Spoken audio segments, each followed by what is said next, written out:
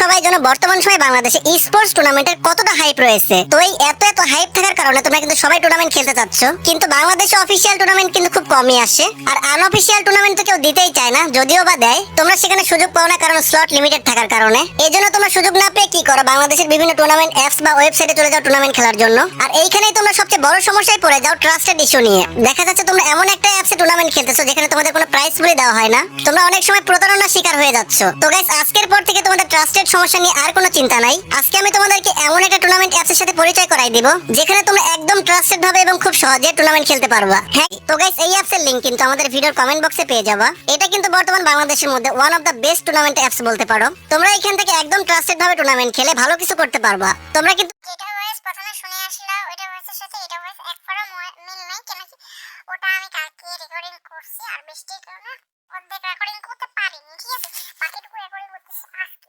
তো শুরু করা যাক। ঠিক আছে, ক্রোমে ঢুকে নিবা, পিন কমেন্টে লিংক দিয়ে দিই, ওখান থেকে টাচ করে চলে আসতে পারবো। বা ডেসক্রিপশনে দিয়ে দিব আমি, তোমরা লিখে দিবা।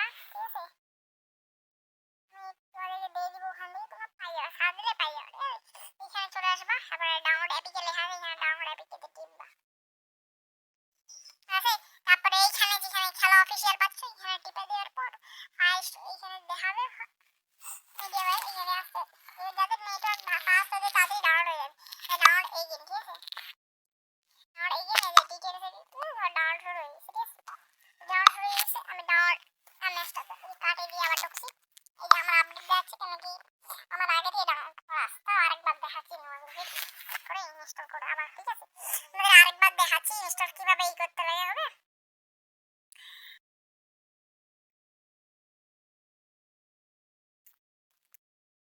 আমার ইনস্টল হয়ে গেছে। তো এই দেখো অ্যাপ ইনফো যেখানে আছে, অ্যাপ ইনফোতে ক্লিক করে যাদের অ্যাপ ডিটেইলস আছে লেখা, যত নোটিফিকেশন আছে সব নোটিফিকেশনগুলো অ্যালাউ করে দিবা। যেরকম এগুলো নোটিফিকেশনগুলো আছে এগুলো এই যে অন করে দিবা। ঠিক আছে, এগুলো সব নোটিফিকেশন অন করে দিবা।